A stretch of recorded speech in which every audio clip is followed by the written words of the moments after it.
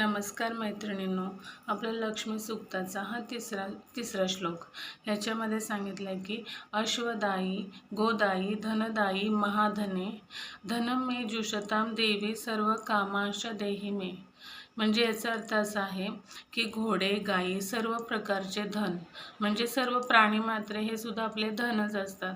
शेतकऱ्यांना गायी म्हशी बकऱ्या हे सुद्धा त्यांचं धनच आहे, त्यांच्यापासून त्यांचा पोटनिवारा होतो.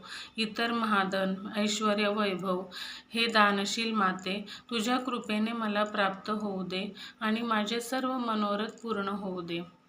आता आपण देवी लक्ष्मी मातेला ऐश्वर्य समृद्धीसाठी सदैव प्रार्थना करतच असतो, पण ह्या श्री लक्ष्मी सूक्ताच्या आणि श्री सूक्ताच्या वतीने आपण त्यांना एकदम म्हणजे आपण कोणतीही गोष्ट समजा नॉर्मल करत असलो, रवा केला तर रवा साधा करतो, पण जेव्हा आपण बदामाचा रवा करतो त्यात केशर घालतो तेव्हा तो जास्तच रुचकर लागतो.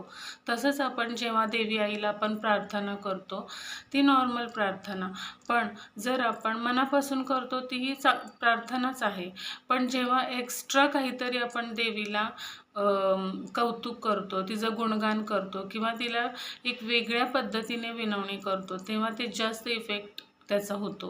म्हणूनच आपण श्री सूक्ताने अभिषेक करतो, आपण श्रीयंत्रावर अभिषेक करतो ते याच कारणामुळे. आणि ह्या श्री सूक्त आणि लक्ष्मी सूक्ताने जर आपण अभिषेक केला तर आपल्याला खूप धनसंपदा ऐश्वर्य प्राप्त होऊ शकतं. आणि फक्त पैसाच असतं असं सर्व काही नाही, तर आपण सुखसमृद्धी आपल्या मुलांचं आरोग्य हे सुद्धा आपल्यासाठी महाधनच आहे, हे सुद्धा आईच्या कृपेने आपण प्राप्त करून घेऊ शकतो. नमस्कार.